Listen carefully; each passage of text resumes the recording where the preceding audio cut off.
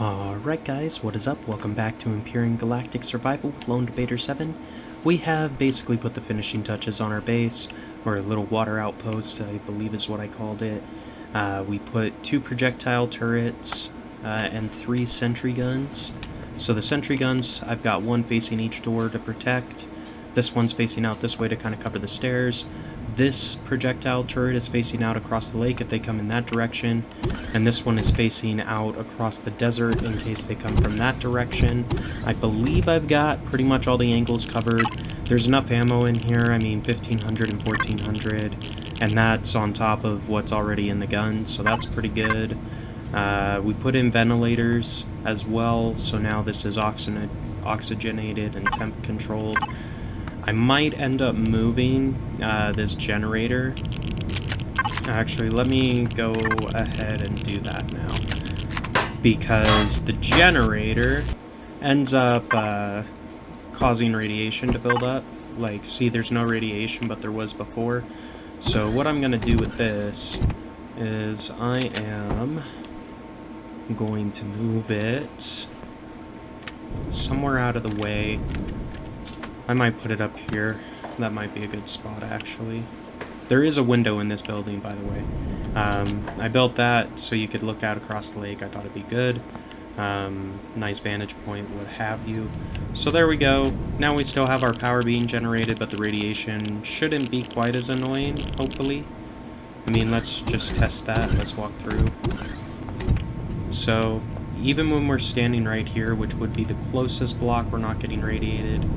If we fly up, we get radiated for a second, but, I mean, there's no reason to fly in here. I built an armor locker, the large constructor, built another cargo box, so the base is pretty much built out. This is probably all we're going to do in here, except for I mean, we're using this for our base right now, but once we build a capital vessel, which is kind of our goal, is to get to a capital vessel as soon as possible, we're gonna basically just, you know, downgrade this to only the large constructor here, take out the small constructor over there, because we don't really need it. We'll probably put a teleporter in its place so we can teleport here, grab water, teleport back to our capital vessel, and make oxygen up there, so we don't really need to come down to the surface for anything but ore. Alright, so with all that said,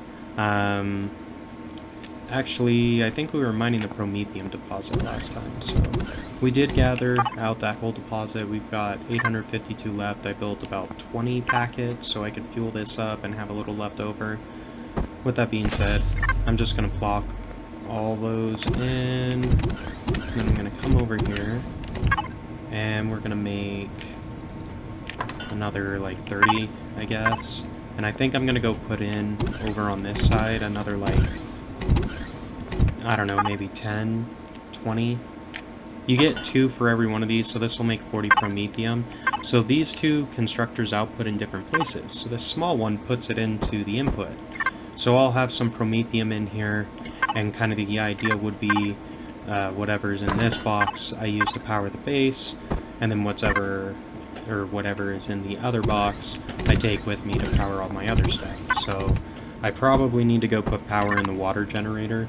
Promethium's way better than biofuel, so this should power it for a while, but I haven't checked this for a minute.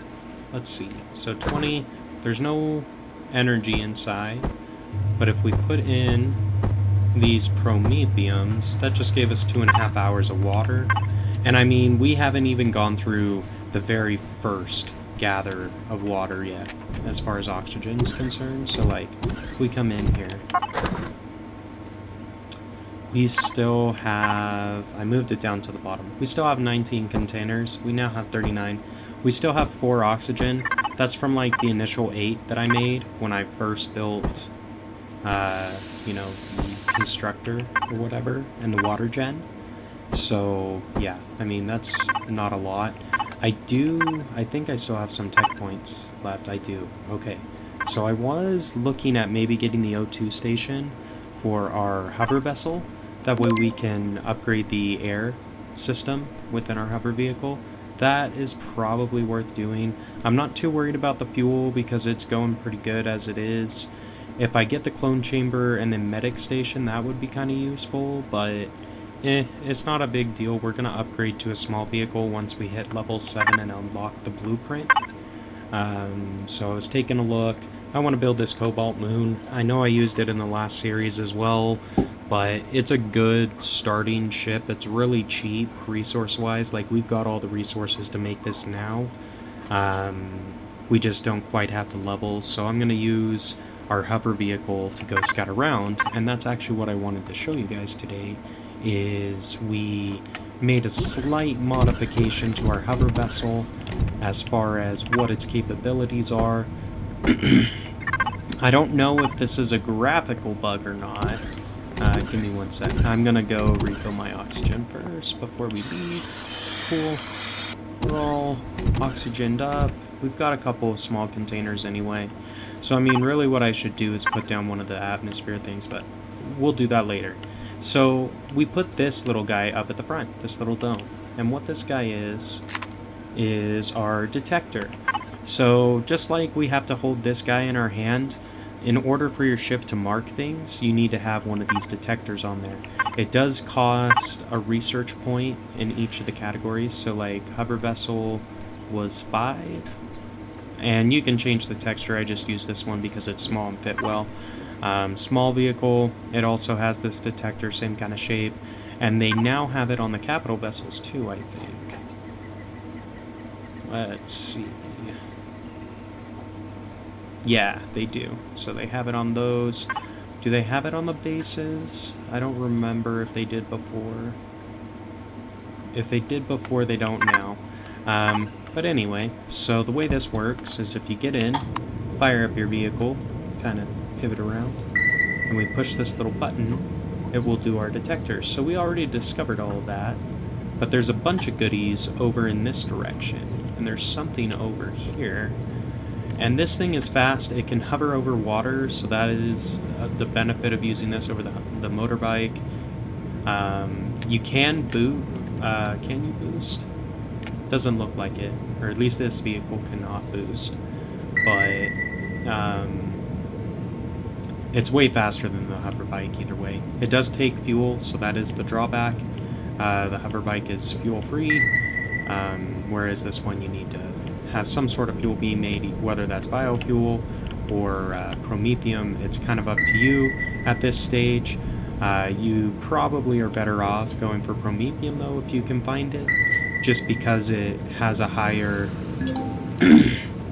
what do you want to call it, like fuel density and what have you, so it's better, all things considered. Okay, I guess we can't go out this part. Shit. Come on. Don't make me lose this. I mean, it's pretty cheap, but we're pretty far from our base. God damn it.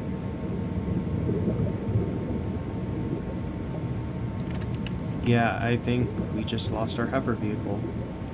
So I guess there is a limit to how far that can go in water, which kind of sucks. What? Oh, we need to be open hand, huh? Okay. Maybe... I mean, it's intact, and it's really close, so can we, like, push it? The reason why I'm not, like, suffocating right now is because I have my helmet on, so it started me on the map with a light armor. I built another one just because, but that gives you your oxygen storage in your helmet, so you take the helmet on and off with U, I believe is the key. C is to descend while you're swimming. You have to have an open hand, like if I equip my shotgun, I'll sink to the bottom straight away. Using the jetpack helps, so you can kind of like fly almost if you're underwater. But yeah, let's see, maybe if I get back in. Alright, come on, buddy. Come on, buddy. You can do it. No, not down.